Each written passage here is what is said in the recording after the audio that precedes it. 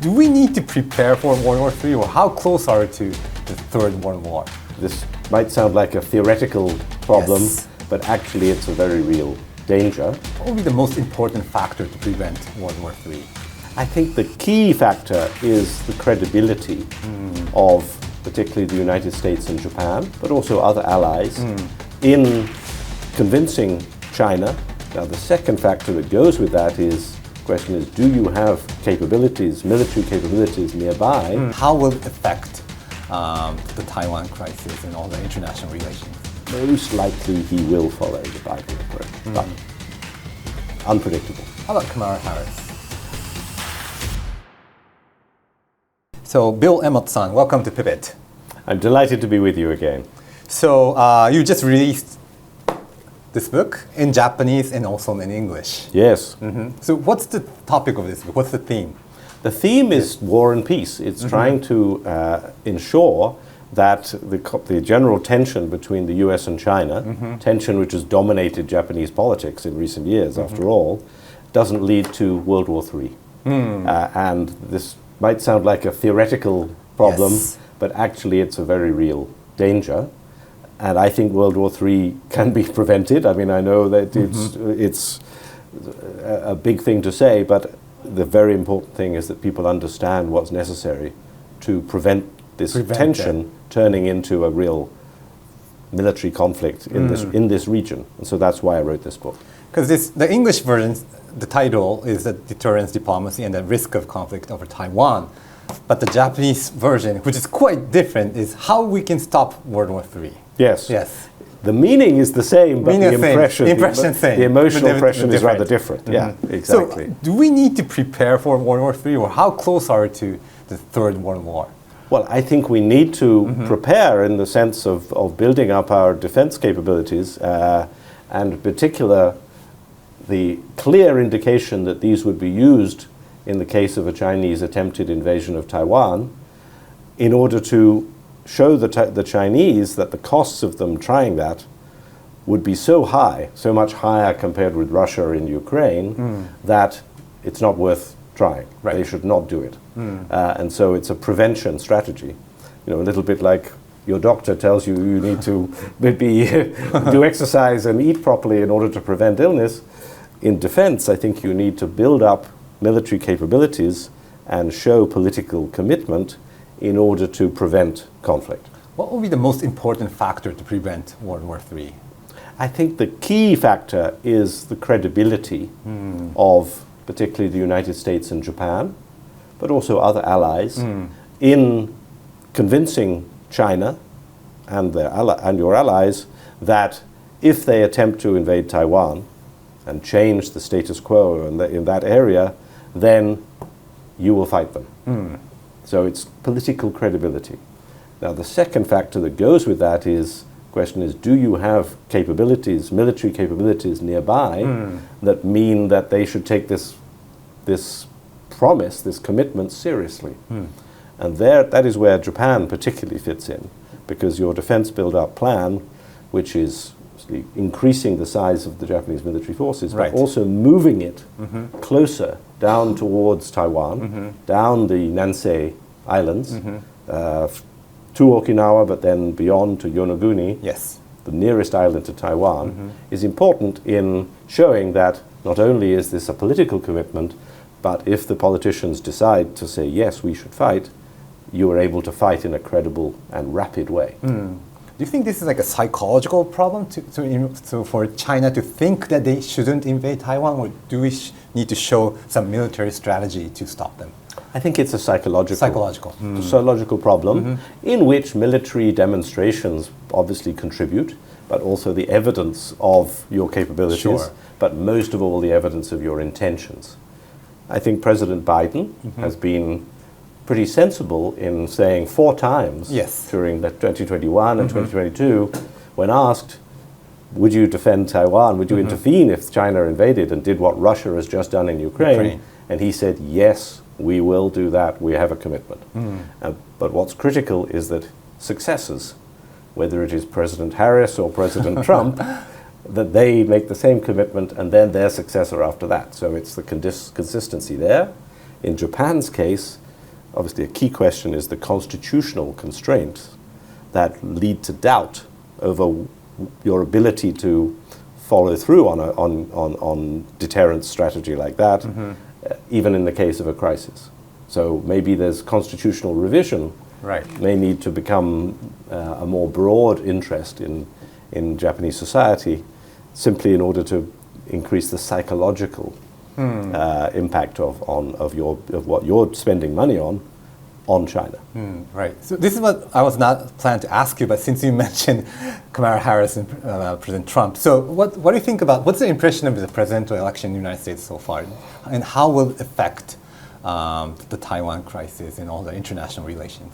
Well, I think it's of course the question that we're all having to think about. And until last Sunday, until just a few days ago, the strange thing about this presidential election campaign was that most American voters, if they are asked in a poll, said that they don't think either candidate should be running. That they thought Joe Biden was too old, they thought Donald Trump was also too old, but also all the many things he's done meant that he should not be there. So usually voters hate one candidate and like the other. But in this case, they hated both. And they didn't want either of them. Now, one of them is gone. So what's going to be interesting and important is that you've got a candidate that everyone knows a lot about, because he was president before. He's been dominating the media for 10 years now, basically. I mean, since before he was elected, but then in his term of office and now during Biden's. Trump, everyone knows everything they're ever going to know about Donald Trump. Now there's a new person who's partially known, Kamala Harris. She's been vice president, but vice presidents are usually pretty kind of shut away in a wardrobe. I mean, they're not very public, but she's younger, she's new, and the big question is, can she use that novelty and youth as an advantage over President Trump? Right. Usually in elections, if you can command the words new and young or change, maybe those three words, you've got a very good chance of winning. Trump will try to command the word strong and paint Kamala Harris as weak. So it's strong versus weak in his narrative, it's new versus old, change versus more of the same in her analysis. So it's going to be an interesting, almost like linguistic challenge. True. So we won't know which will be the president, but let's say if Donald Trump will become re-elected, how does it affect like U.S.-China relationship? I think that, first of all, let me say how it affects U.S.-Japan relationship, maybe, which is that I think the good news is that there'll be a lot of consistency in his approach compared with Biden and compared with his first administration and compared with Obama. Actually. You know, this strong increase in the closeness of the alliance, support from Japan through the defense build-up and so forth. The one complication is that he threatens to put trade tariffs on all imports of manufactured goods from all countries in the world, not just China, so that includes Japan, includes my country, the UK, includes Europe, and that could lead to tension between you and a Trump administration. But militarily, diplomatically, you'll be quite close. With China, I think he's going to be quite tough on trade. What I don't know is how tough he'll be in terms of following up the Biden commitment to say, I would defend Taiwan. I have a quote in the book, which actually Josh Rogin of the Washington Post cites in his study, in which Trump said to a senator during his time of office, look, the basic fact is that Taiwan is very close to China. It's thousands of miles away from us. There's very little we can do if they decide to invade. His army, his military, will tell him, no, that's wrong. We're not that far away because we're in Okinawa, we're in Sasebo. Maybe Trump doesn't know that, but no, exactly, but they know that. And we have submarines in the air. And so they will persuade him that he should take part. And I think that the Republicans who are around him, they are even more hawkish and tough on China than Democrats, although there's quite a lot of unity about that. So I think they will persuade him to seek to be tough on Taiwan and on the Taiwan issue. But he's unpredictable. He said to Bloomberg a few days ago that because Taiwan had basically, as he's put it, stolen the semiconductor industry from America, right. America should make Taiwan pay America for the defense support that it gave them. Now, I don't think this should be taken seriously, but he said it. It leaves some doubt as to what his approach will be. Most likely he will follow the Biden approach, but unpredictable. How about Kamala Harris? I think she would very strongly follow the Biden approach in East Asia, in the Indo-Pacific, as one should call it these days, thanks to Shinzo Abe naming it the Indo-Pacific. I think she would follow it pretty strongly. The alliance system that the Biden administration has strengthened with Japan, with Australia, with the Philippines above all, also with South Korea, I think that she will see that as a great asset, and I think that she will continue to invest in it. What she can't do very easily, which is also what Biden couldn't do, is to do more free trade arrangements with Southeast Asian countries and build a strength diplomatically with those countries and in economic ties. But that leaves a good function for Japan, which has been increasing its relationships with Indonesia, with Malaysia, with Vietnam, especially Vietnam, with Singapore, with other countries in the region. And Japan, I think, should and will continue to do that. So I think there's reasons to question what either Trump or Harris might do in Europe about Ukraine, depending on what happens in Congress. But in Asia, in Indo-Pacific, I think that Harris would be pretty strongly consistent with the Biden administration. Right. So going back to the discussion on U.S.-China relationship, so some people call this like the new Cold War. Do you agree, or are there similarities? Are there differences? What's your take on that? Well, I think that the difference is, key difference is that we're very, very connected. Yes. Economically, even in science, science collaboration, technologically, and to some degree in kind of human-to-human relations. There are tens of thousands of Chinese students studying in the West. I mean, in obviously in Japan, in maybe it's hundreds of thousands in Japan, in the UK, in Europe, in America, which was never the case for Russia and the Soviet Union during that period. So we're much more connected. So that's a positive. That somehow there's some greater understanding. There's some greater kind of forces that say, come on, no, don't cut yourself off completely.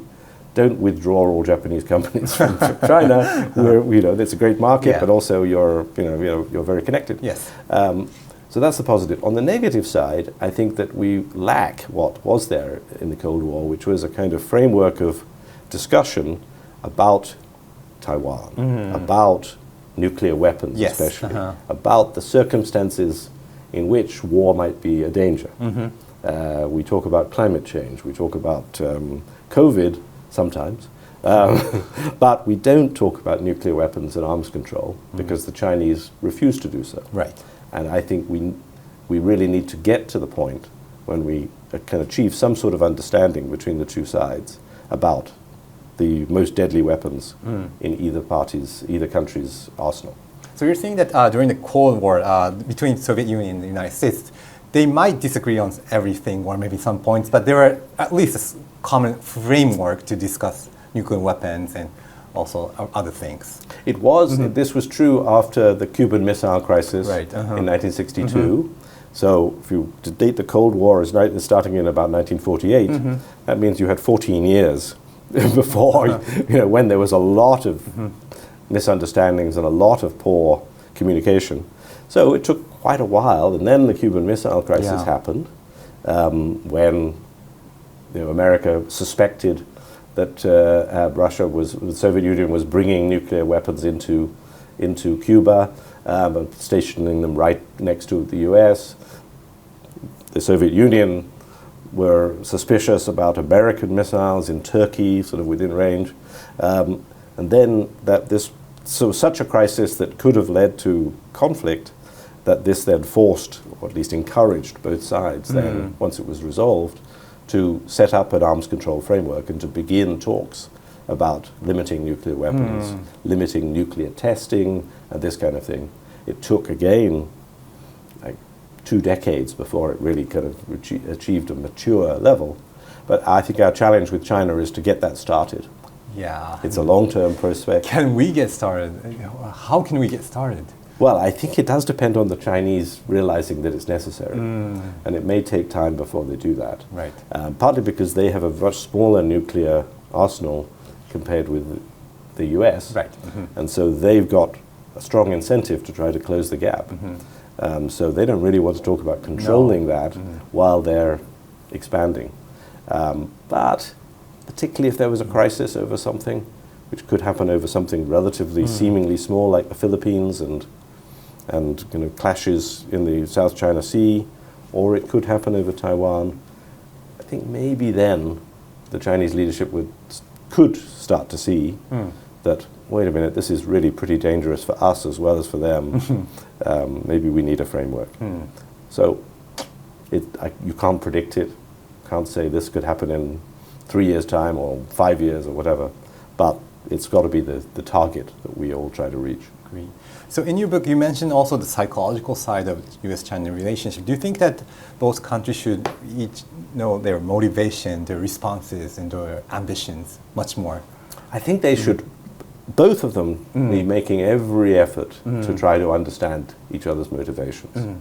And typically, the sort of at least superficial fact is that because America is a pretty open society, the Chinese know a lot about it. Yes, they can read it about it. They can read about it. Economist or the newspaper. Yeah, exactly. Yes. They can debate Biden, Harris. They can debate Harris versus Trump. Right. You know, they can do exactly the same things as you and I are doing. Whether they really understand underneath it what the what the thinking is, what's behind some of the things they're saying, I don't know, because they're not probably discussing this in a very open way, person to person, in the way that perhaps they might have done 10 years ago or 20 years ago. But there's relatively large amount of knowledge. In terms of our knowledge of China, I think it's much lower. We've got all sorts of knowledge of the economy and of companies and technology and so forth, but knowledge of the way decisions are made, of the way of the relationships. So much more is on the basis of guesswork, I think. Yes. And supposition about well, who might really be the influential person, and so forth. And that's a bit dangerous, I think. So, I don't know how you change that. Right. But we clearly need to make every effort to get to know. And some of it's through intelligence, through James Bond, if you like. But much of it has to be through trying to encourage dialogue and getting more people involved in dialogue at different levels. So just in order to build a kind of a broader picture. Do you think there are enough dialogues, or do you think there should be more dialogue between the two nations? I think there were enough, and then particularly during COVID, and then in the tension that came out of COVID, and now in the tension that's about technology of a broader kind, the number of dialogues have diminished, and of course the Chinese tendency to arrest people who come and stay and visit the country, Japanese researchers or Canadian business people, and so forth, is pretty discouraging for dialogue, to say the least. The International Institute for Strategic Studies does not typically send people into China because of that security risk, because people before have been arrested, with no apparent reason for doing it. So that is a big obstacle to dialogue. We're very happy that the Chinese send very good delegation to the big event that we have in Singapore every year, called the Shangri-La Dialogue, which has public components but also private components. So there's quite a lot of military-to-military dialogue, and dialogue among officials can take place in that kind of format. But at sort of deeper levels, it's not as much as it needs to be, I'd say. But there's a chance to understand each other through those There dialogues. is at least that, yes, exactly, which is good. Yes, yeah. So could you elaborate on the geopolitical importance and significance of Taiwan? If either could dominate it and control it, that would give them control over the busiest shipping lanes in the world, and give whichever of them the chance to dominate the region, because of the pressure it would allow them to put on all the countries in the region, be it Malaysia, be it Vietnam, be it the Philippines, be it Indonesia, be it Singapore. It might lead to the United States losing as like your position as the only superpower. Yes, exactly. It would give China the opportunity to challenge, as you say, global leadership. So what's the role of Japan in how to prevent the World War III and how to prevent the Taiwan crisis?